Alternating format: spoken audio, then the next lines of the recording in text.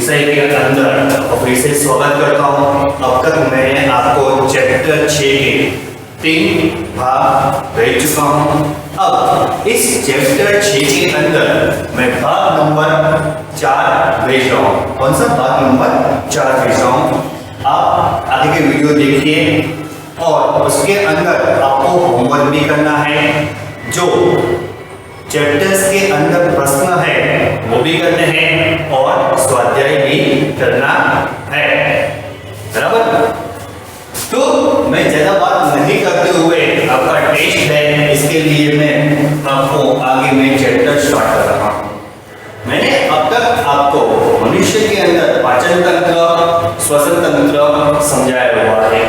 अब मनुष्य के अंदर जैव प्रक्रम के अंदर वहन प्रक्रम कैसे कार्य करता है उसके बारे में खूब जानकारी आपको देना चाहूंगा मैं।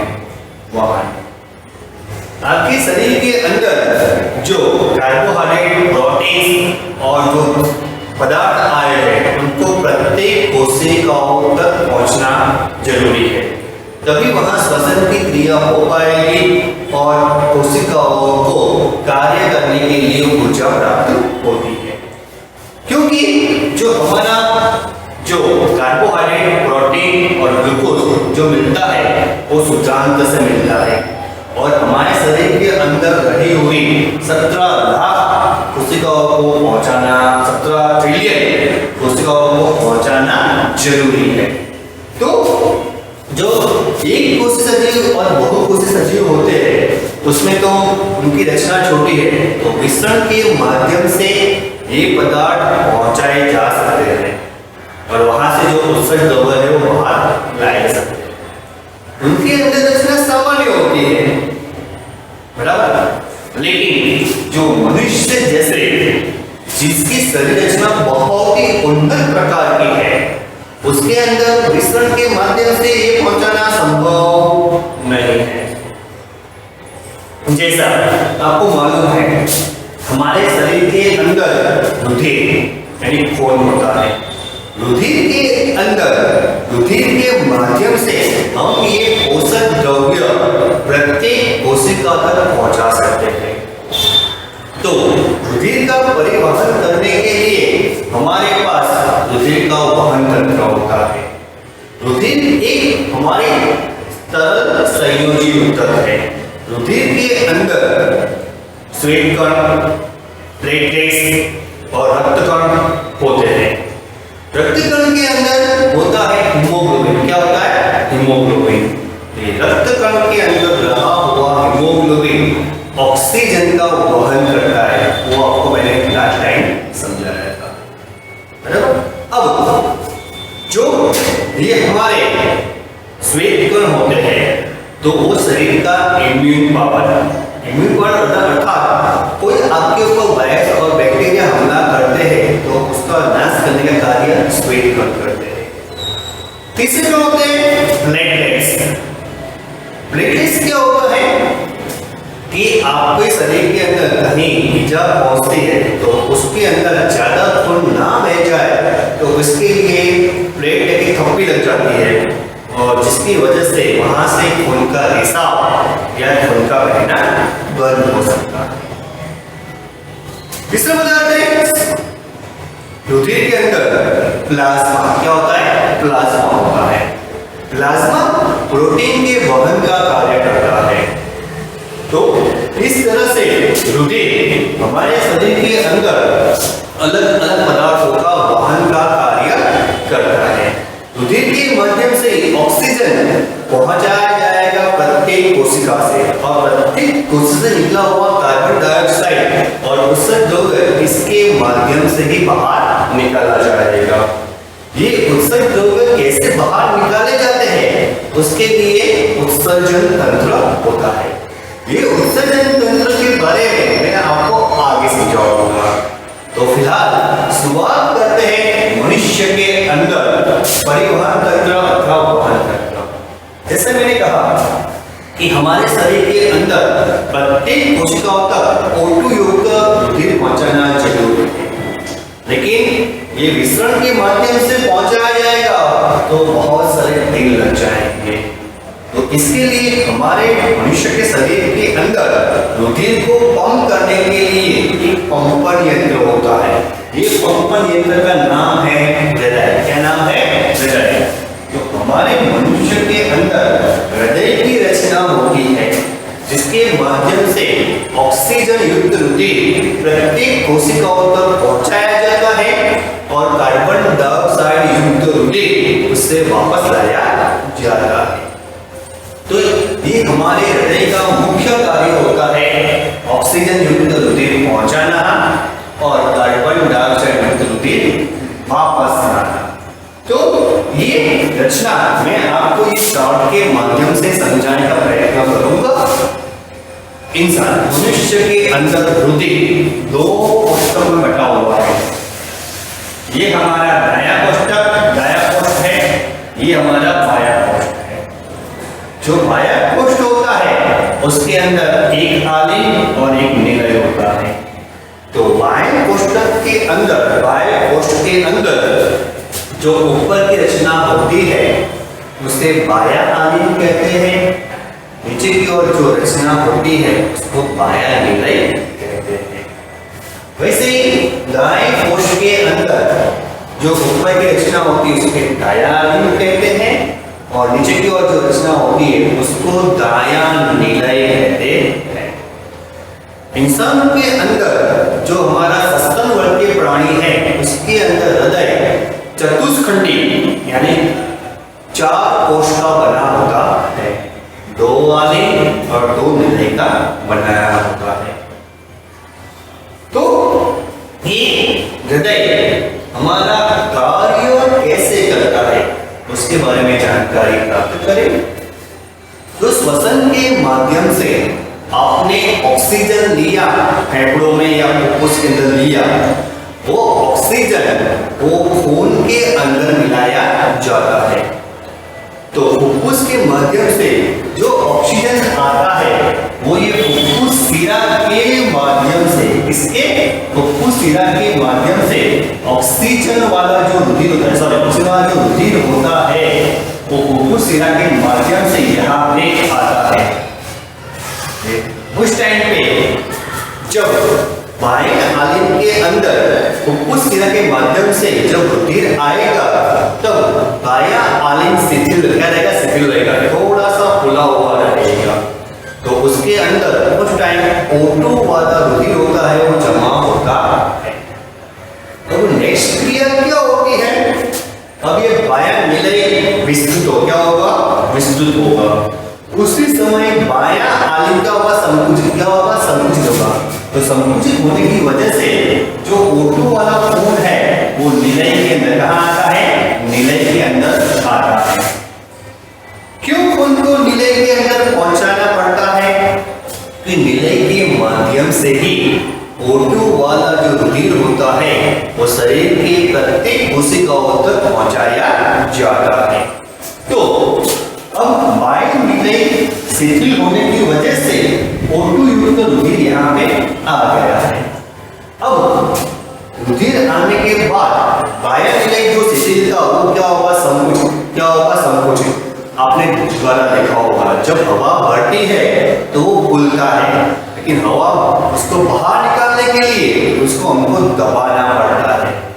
वैसा ही यहाँ पे होता है, जो बायां निलय संकुचित होगा तो O2 युक्त खून, O2 युक्त रुधिर पृष्ठ महाधमनी, यहाँ से पृष्ठ महाधमनी ये निकल रही है, पृष्ठ महाधमनी के माध्यम से शरीर के प्रत्येक अंगों तक पहुंचाया जाएगा। तो प्रत्येक कोशिकाएं आगे जाके महाधमनी के साथ धमनी दूसरी कोशिकाओं में विभाजित होके ये खून कोशिकाओं तक पहुंचाया जाएगा। अब O2 युक्त कोशिकाओं में से, O2 युक्त रुधिर में से कोशिका में पहुंचने के बाद श्वसन की क्रिया में O2 का उपयोग होता है और जो CO2 वो बाहर निकलता है। तो CO2 वाली जो खून होता है, जो रुधिर होता है, वो पश्च महाशिरा, इस महाशिराओं के माध्यम से ये कहाँ आता है? दाएं आलिंग है। तो दायां आलिंग पृष्ठ महाशिरा पश्च महाशिरा से खून इकट्ठा करते समय खोलेगा, शिथिल होगा, तो खून यहाँ पे जमा होगा। अब बाद में यहाँ पे डाला दायां निलय है, वो विस्तृत होता है, उसके अंदर दायां निलय फिर क्या होता है, संकुचित क्या होता है, संकुचित होता है। तो संकुचित होने के बाद जो फुफ्फुस धमनी होती है, जो फुफ्फुस धमनी होती है, ये खून पहुंचाएंगे हमारे फुफ्फुस को, जिसकी वजह से कार्बन डाइऑक्साइड वाला जो रुधिर होता है वो फुफ्फुस के अंदर जाता है, फेफड़े के अंदर जाता है, और वहां से वो कार्बन डाइऑक्साइड बाहर निकाल दिया जाता है।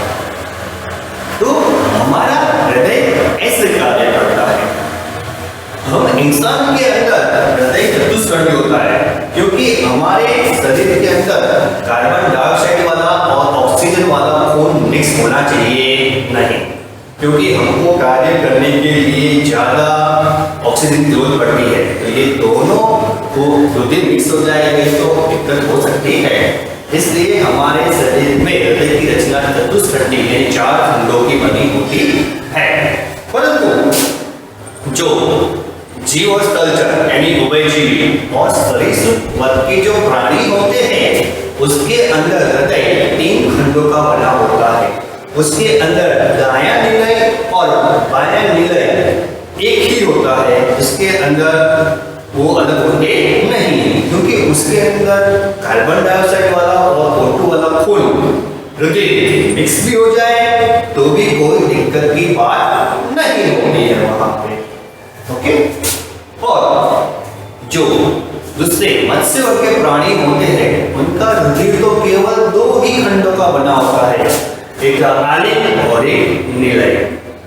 उसके अंदर जो खून क्लॉक के माध्यम से ओटोला खून आएगा, उसको सीधा निलय के माध्यम से हम लोग पहुंचाया जाएगा, और जितना भी खून वहां शरीर से आएगा उसको निलय के माध्यम से उसको क्लॉक तक पहुंचाया जाएगा। तो इस तरह से पूरा रुधिर का परिभ्रमण होता है। मनुष्य के अंदर बाएं निलय से पृष्ठ महाधमनी से पूरे अंगों की और पश्च महाशिरा से वापस दाएं आलिंग तक ये पूरी रचना बनी होती है। और दूसरी रचना में यहाँ से जो O2 वाला CO2 वाला खून है वो फुफ्फुस के अंदर जाता है, और फुफ्फुस में से O2 वाला रुधिर बाएं आलिंग के अंदर आता है। इस तरह से हमारे शरीर के अंदर हृदय के माध्यम से पूरा रुधिर पहुंचाया जाता है, और CO2 रुधिर वापस लिया जाता है। ये था हृदय के बारे में जानकारी। अब मैं शुरुआत करता हूं रक्तदाब। अब डॉक्टर के पास जाते हो तो आपको एक स्टॉक वाला एक पट्टा लगा के वहां से वो ऐसे दबा के वो आपका खून का दाब, रक्त दाब नापते हैं। ये रक्तदाब होता क्या है? रक्तदाब क्या होता है कि रक्तदाब जो आपका रुधिर होता है, रुधिर वाहिका यानी धमनी की दीवार के ऊपर जो दाब बनाता है उसको रक्तदाब कहा जाता है।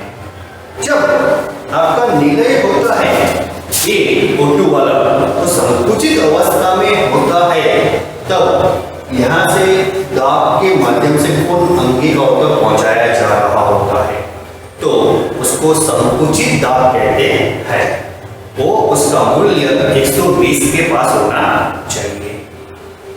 जब निलय शिथिल अवस्था अथवा विस्तृत अवस्था में होता है, तब रुधिर वाहिकाओं के ऊपर बनता हुआ दाब शिथिलन दाब कहा जाता है। तो संकुचन दाब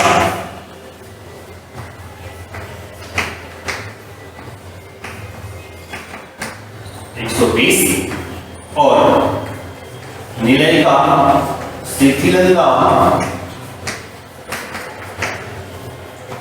80 होना चाहिए, जो नॉर्मल होता है। 120 से ऊपर रक्तदाब जाता है सामान्य अवस्था में तो उसको हाई ब्लड प्रेशर कहा जाता है, और ये 80 से नीचे जाए तो उसको लो ब्लड प्रेशर कहा जाता है। यदि 120 से ऊपर दाब जाता हो तो आपको खाने में नमक कम कर देना चाहिए, और 80 से कम जाता हो तो शरीर के अंदर नमक की मात्रा बढ़ानी चाहिए, क्योंकि ये रक्तदाब सोडियम से जुड़ा हुआ है इसलिए। अब रक्तदाब के बारे में समझाया मैंने आपको। अब स्टार्ट करूंगा मैं आगे नलिकाएं। जो रुधिर का वहन करने के लिए जो नलिकाएं होती है वो कैसे कार्य करती है। आपको यहाँ ये लाल रंग की दिख रही है, जो हृदय के अंदर से रुधिर को लेके जाती है, उसका नाम है धमनी। क्या कहते हैं उसको? धमनी कहेंगे आप।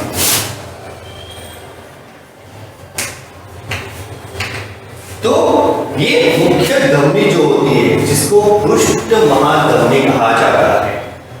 क्या कहा जाएगा? पृष्ठ महाधमनी। यहां से खून फोटो वाला लिया जाता है, और ये धमनी ऊपर की ओर जो जाती है धमनी, वो मस्तिष्क को खून पहुंचाती है, और जो नीचे की ओर जाएगी वो हमारे शरीर के दूसरों अंगों तक पहुंचाएगी। पृष्ठ महाधमनी धीमे धीमे धमनियों में विभाजित होती है, फिर ये धमनी और पतली बनती जाती है कोशिकाओं को खून पहुंचाने के लिए, जिसको रुधिर केशिका कहा जाता है। क्या कहते हैं? रुधिर केशिका। ये प्रत्येक रुधिर केशिकाओं का एक गुच्छ, एक जमेला होता है जो आपके कोशिकाओं को O2 युक्त रुधिर पहुंचाता है। अब श्वसन की क्रिया पूरी होने के बाद इसमें कार्बन डाइऑक्साइड जो निकलता है वो रुधिर कोशिकाओं में आता है। ये रुधिर कोशिकाओं को गुच्छ बनाते हैं सीरा। क्या बनाते हैं? सीरा। तो ये सीरा है शरीर के प्रत्येक अंग से कार्बन डाइऑक्साइड वाला खून लेके आती है, और ये धीमे धीमे बड़ी होके ये बन जाती है पश्व महासीरा। क्या बन जाती है? पश्व महासीरा। और वो खून दाएं नाली के अंदर कार्बन डाइऑक्साइड वाला खून वहां पे देती है। तो ये हमारे रुधिर के माध्यम से O2 और CO2 का वहन होता है। इस रुधिर के अंदर प्लाज्मा भी होता है जो प्रोटीन का वहन करता है। इस रुधिर के माध्यम से ही हमारे शरीर के अंदर कार्बोहाइड्रेट, ग्लूकोज, इन सब का वहन पूरे शरीर में किया जाता है, जिसकी वजह से पूरे शरीर को पोषण प्राप्त होता है, और जिसमें शरीर को ऊर्जा प्राप्त होती है, जिसकी वजह से हमारा शरीर कार्य कर सकता है। ओके, अब रुधिर वाहिका के बारे में समझाया मैंने। अब आगे समझा रहा हूं प्लेटलेट्स के द्वारा अनुरक्षण। आपको शरीर के अंदर कोई ईजा होती है, आपने देखा होगा, तो उस ईजा के दौरान हमारे शरीर के ऊपर जो प्लेटलेट कणस होते हैं उसकी थप्पी लग जाती है। तो जब थप्पी यहाँ पे लग जाए खून आएगा तो वो थप्पी लगने की वजह से हमारे शरीर के अंदर जो खून का रिसाव होता है, रुधिर का रिसाव होता है, रुधिर का बहना बंद हो जाता है। रुधिर बहना बंद नहीं हो तो हमारे शरीर के अंदर दबा हुआ 4 से 5 लीटर खून पूरा बह जाएगा, और वहां पे वो इंसान की मृत्यु हो सकती है। ऐसा ना हो इसके लिए वहां पे वो प्लेटलेट की थप्पी लग जाती है, जिसके रुधिर जम जाता है, वहां पे आपकी जान बच जाती है। आपने बीमारी का नाम सुना होगा डेंगू। डेंगू के अंदर ये प्लेटलेट कणों पे असर होती है। यहाँ प्लेटलेट का काउंट 20,000 से कम हो जाए तो आपकी जान को खतरा है।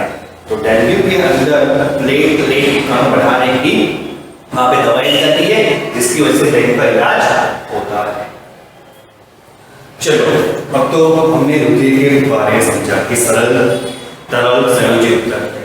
हमारे शरीर में रुधिर के अलावा एक और ऊतक है जो भी सरल संयोजित ऊतक है, जिसका नाम है लसिका। क्या नाम है? लसिका। लसिका कैसे होती है। जो हमारी कोशिका है क्या होती है, ये कोशिकाओं की रचना होती है। समझ लो ये कोशिका है। ये कोशिकाओं के अंदर ये आंतर कोशिकीय द्रव्य है, एक आंतर कोशिकीय अवकाश है। तो इस आंतर कोशिकीय अवकाश के अंदर ये जो कोशिका होती है उसकी दीवार में से रुधिर, प्रोटीन, ये सब यहाँ उसका रिसाव होता है, यहाँ जमा हो जाता है। तो ये जमा होता है, उसको दूर करने के लिए वहां पे एक लसिका नाम की रचना होती है। क्या होती है, लसिका नाम की रचना होती है। ये लसिकाएं वहां बनती है और लसिकाएं रंगहीन होती है, जबकि रुधिर हमारे शरीर के अंदर लाल रंग का होता है, वो हीमोग्लोबिन की वजह से और लाल रक्त कणिकाओं की वजह से।